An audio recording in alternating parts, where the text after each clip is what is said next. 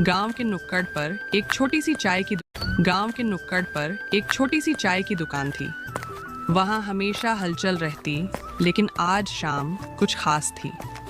रामू और श्यामू, दो पक्के गरीब दोस्त जो अपनी मस्ती और बातों के लिए मशहूर थे, वहां बैठे चाय की चुस्कियां ले रहे थे। यार श्यामू, ये चाय वाला भी कमाल का है।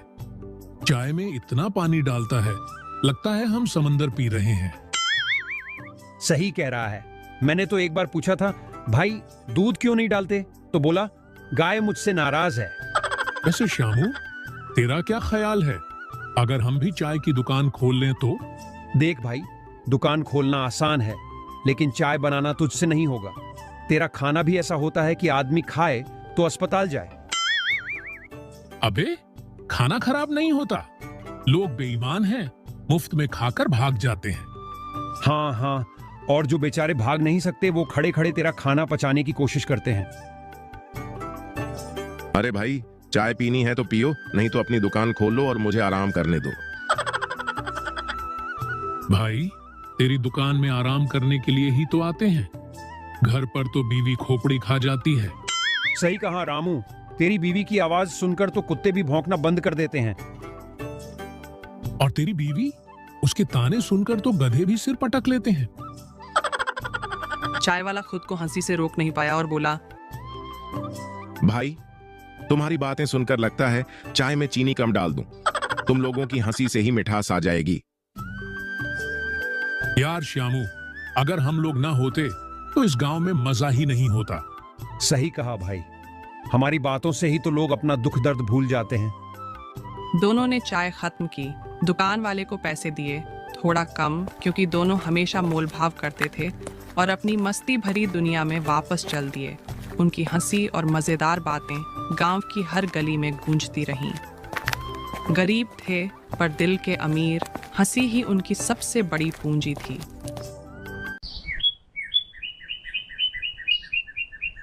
गांव के साहूकार ने फिर से धमकी दी है।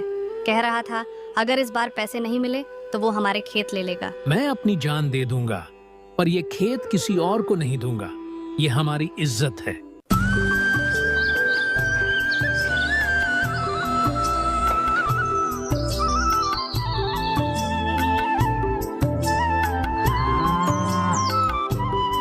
रहसपुर गांव के एक छोटे से कच्चे मकान में एक गरीब किसान अपनी पत्नी सीता और बेटा मोहन के साथ रहता था।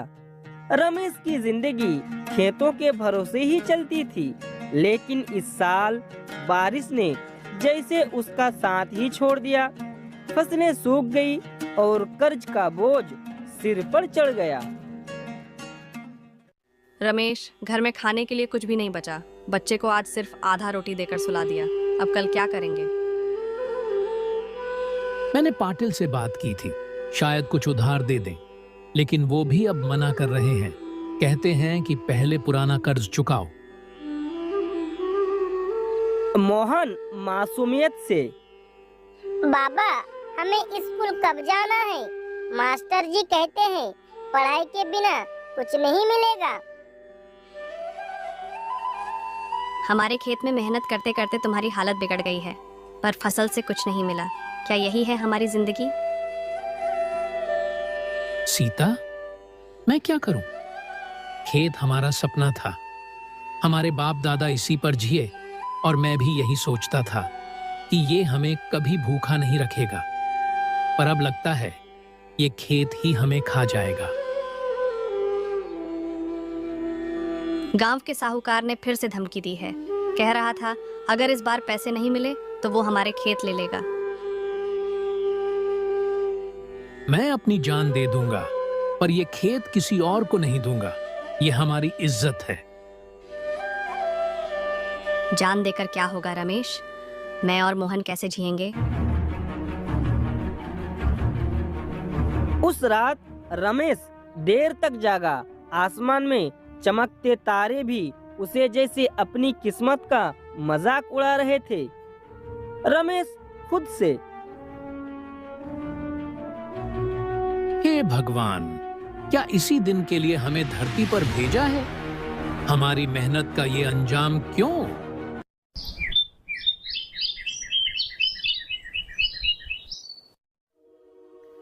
अगले दिन सुबह रमेश गांव के चौपल पर गया। उसने सरपंच और गांव के बड़े बुजुर्गों से मदद की गुहार लगाई, लेकिन हर जगह से सिर्फ उम्मीद के खोखले शब्द मिले। उस रात रमेश घर नहीं लौटा। सीता ने सारा गांव छान मारा, लेकिन उसका कोई पता नहीं चला। मोहन माँ से बार बार पूछ रहा था, बाबा कहाँ गए? और सीता की आंखें आसमान की ओर थी, जैसे किसी जवाब का इंतजार कर रही हो। गांव के चौपल पर रमेश ने साहूकार से आखिरी बार बात की।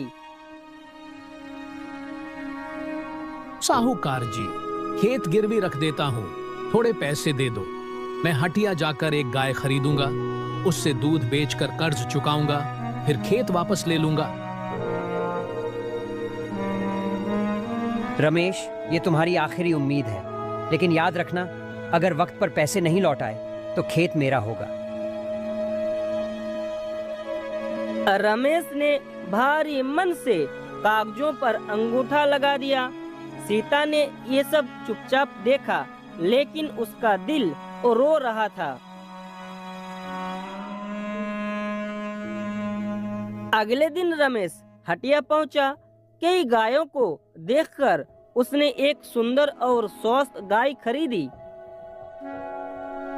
ये गाय बहुत दूध देती है, तुम्हारा कर्ज जल्द उतर जाएगा।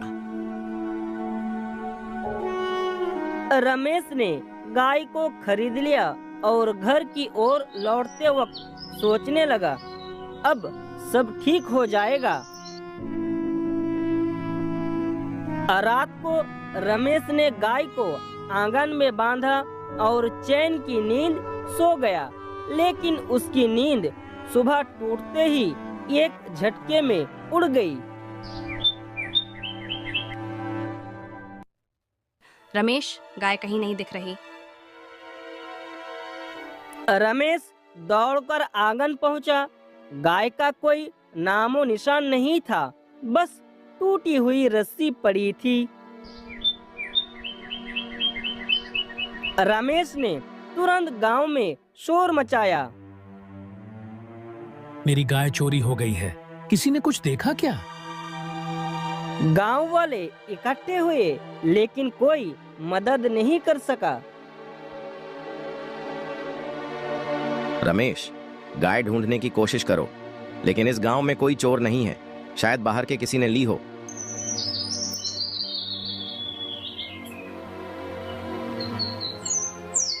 मोहन ने रमेश का हाथ पकड़कर पूछा, बाबा, क्या अब हम भूखे रहेंगे? गाय तो हमारी उम्मीद थी। रमेश की आंखों में आंसू आ गए। उसने अपने बेटे को सीने से लगाया। नहीं बेटा, कुछ न कुछ जरूर होगा। भगवान हमारे साथ अन्याय नहीं करेगा।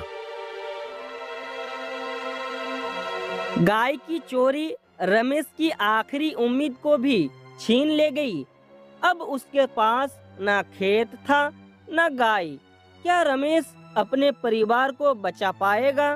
क्या उसकी मेहनत कभी रंग लाएगी? ये सवाल अधूरे रह गए। रमेश का संघर्ष खत्म होगा या नई शुरुआत बनेगा? इस कहानी का अंत समय ही बताएगा।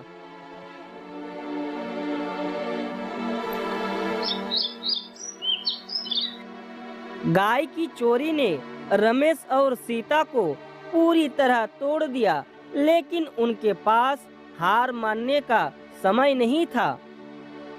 रमेश, अब बैठने से कुछ नहीं होगा। हमें बच्चों के लिए कुछ करना होगा।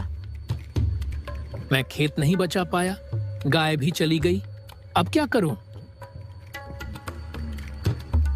मजदूरी करो, धीरे धीरे पैसे जुटाओ। जब तक हिम्मत है तब तक हारने का सवाल ही नहीं उठता।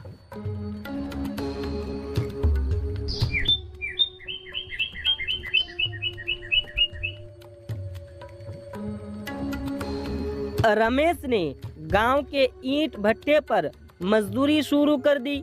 हर दिन सुबह से शाम तक मेहनत करता और जो थोड़े बहुत पैसे मिलते उन्हें सीता के हाथों में थमाकर कहता, ये लो, कुछ दिन और ऐसे ही सह लो, हमें रास्ता मिल जाएगा।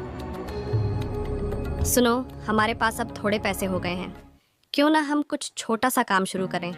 मेरे हाथ के पकौड़े सबको पसंद हैं, क्यों ना इन्हें बेचने का काम करें। पकौड़े? क्या ये चलेगा? अगर मेहनत और भरोसे से कुछ किया जाए तो हर काम चलता है। रमेश और सीता ने मिलकर गांव की मुख्य सड़क पर एक छोटी सी पकोड़े की दुकान लगाई। मैं पकौड़े बनाऊंगी और तुम ग्राहकों को संभालना। पहले दिन रमेश थोड़ा झिझक रहा था, लेकिन जब लोग रुककर पकोड़े खाने लगे तो उसका आत्मविश्वास बढ़ा। वाह, सीता के पकौड़े सच में लाजवाब हैं। अब तो रोज यहीं से खाएंगे। कुछ ही महीनों में रमेश और सीता की दुकान पूरे गांव में मशहूर हो गई। अब उनके पास इतने पैसे होने लगे कि उन्होंने साहूकार का कर्ज चुकाया और अपना खेत वापस ले लिया। सीता, देखो, हमारी मेहनत रंग लाई। हमने खेत भी बचा लिया और अब लोग हमें इज्जत से देखते हैं। रमेश, जब तक साथ है हर मुश्किल को पार किया जा सकता है। अब रमेश ने पकोड़े की दुकान को गांव के मेले में भी ले जाना शुरू कर दिया। उनकी दुकान रमेश के गरम पकोड़े के नाम से मशहूर हो गई। खेत भी फिर से लहलहाने लगा और मोहन ने स्कूल जाना शुरू कर दिया। ये कहानी हमें ये सिखाती है कि चाहे कितनी भी मुश्किलें क्यों ना आए, हिम्मत और मेहनत से हर चुनौती को पार किया जा सकता है।